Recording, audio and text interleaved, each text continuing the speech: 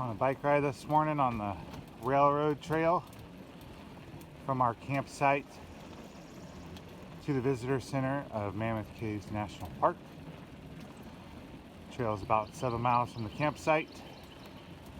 This is just a boardwalk section, most of it's dirt and gravel. Total trail is about 9 miles long. Just got up early this morning to go for a bike ride. Checking out Kentucky. This is the section coming back to the camp. Going way too fast when I came up on some traffic. Had to slam on the brakes and it threw me right over the handlebars.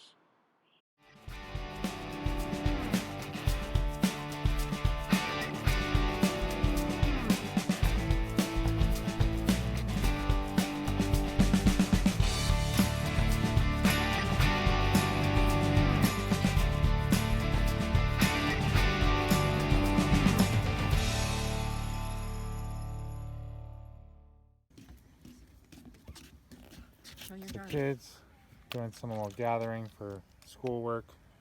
And for living in the wild. Oh, there is stuff in it, huh, Talon? Yeah. Whoa.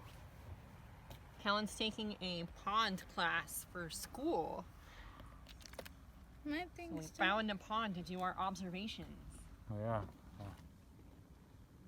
More of the boardwalk. Boardwalk goes around the entire pond. Can I see it? To see all the kinds of life in the water you wouldn't typically see. Just arrived. Mammoth Cave National Park.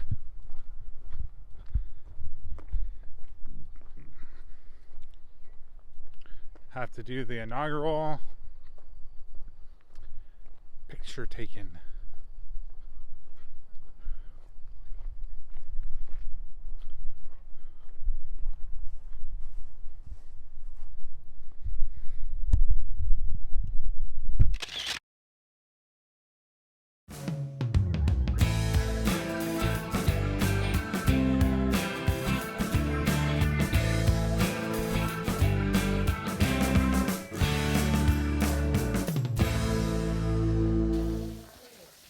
To the entrance of Mammoth Cave.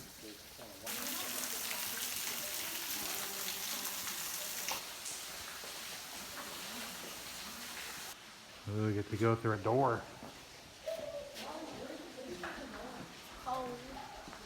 Cold? Yes. Cold?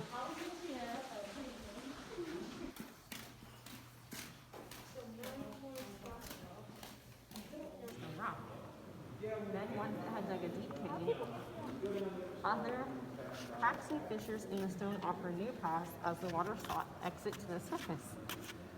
Over time, the rivers carved downward, making new channels, leaving dry, rocky, hollow halls above, enlarging canyons slowly, or cutting them quickly, dissolving tubes, turning tubes into keyholes, or patiently washing out domes and pits on their way to where the river flows outside, 6 levels below.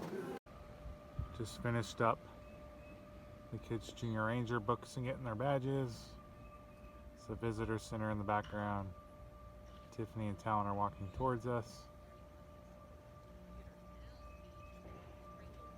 Have to see what Talon's opinion was on the cave.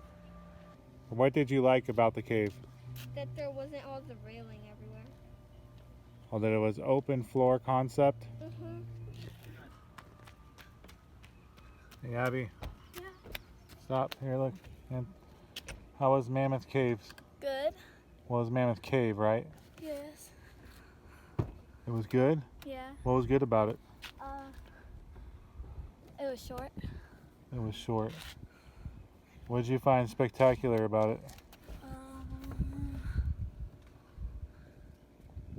It was huge. It was like how the roof was like almost, well, my dad had to get down a bit to walk out because of how slow the roof was on it.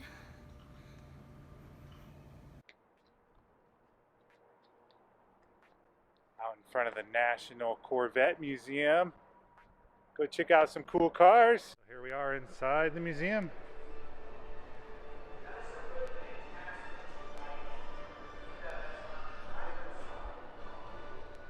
1953 Corvette. It's kind of cool. You can see the frame.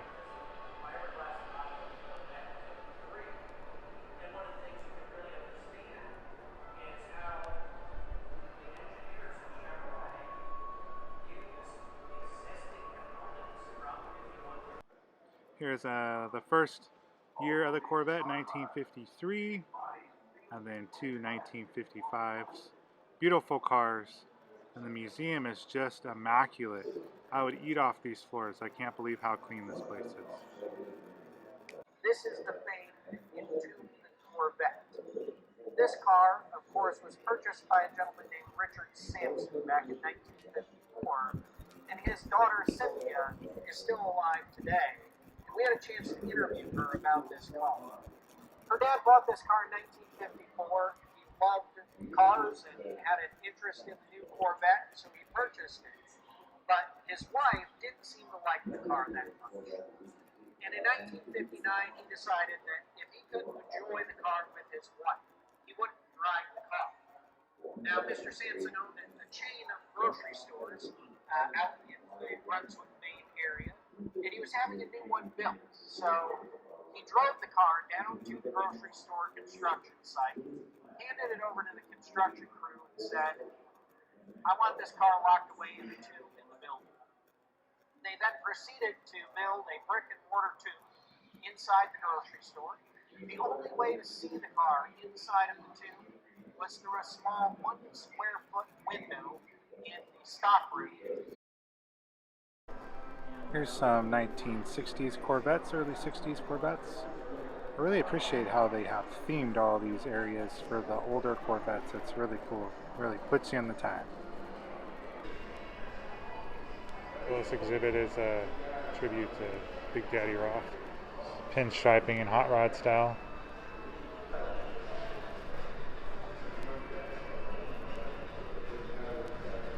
It's called the Outlaw.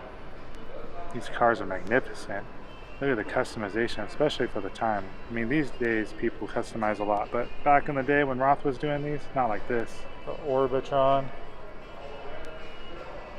I mean, these cars were cars that were, I mean, they look like Hot Wheels, Matchbox cars.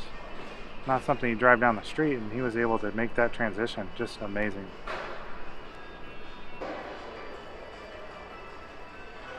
I really like the colors. How got the baby blue kind of clashing with that purple, and even the tinted windows. Got the blue tint in the windows too.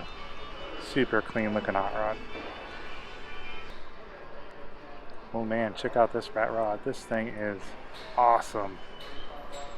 Of course, gotta have the quintessential rat holding the key on top. Got the minigun on the other side. Man, this thing is just full of stuff. Is there a problem, officer? That's funny. Look at all the detail inside the cab here. Just absolutely amazing. Oh, I like the engine color. The details, right? The engine color really makes the car. You got the bird radiator cap, skulls, even the lenses for the light bulbs are skulls. It's cool.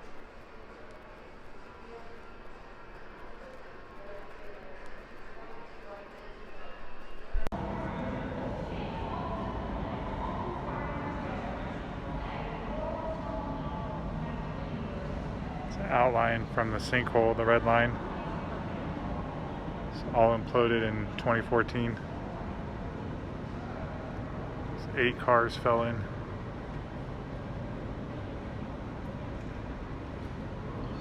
Black Corvette on the bottom. It says that was rebuilt. But I believe the white car as well in the background was also rebuilt, but all the other cars that fell into the sinkhole, like this one on top, they left them just as they were, part of the exhibit. Maybe also insurance money to get them all fixed, but it's pretty crazy to see what Mother Nature can do. I mean, they just completely ragged all these cars, like there's hardly anything left of them.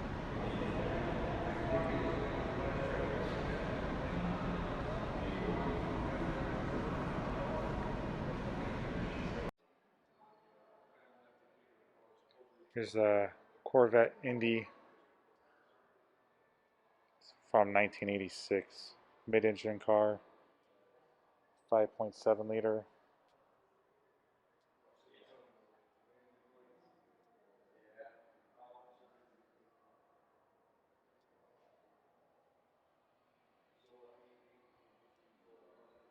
Was speculated to have a top speed of 225 miles an hour. It's a clay model of the 2020 Stingray.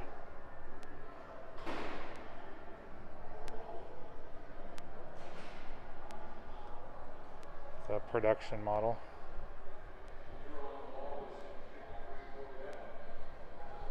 This is one good looking car. Definitely going after that European style. A gray looking car. And this is getting to the end of the museum tour. We're headed down south back to Tennessee. And we'll be having some more footage for you to enjoy. Talk to you soon. Good looking car.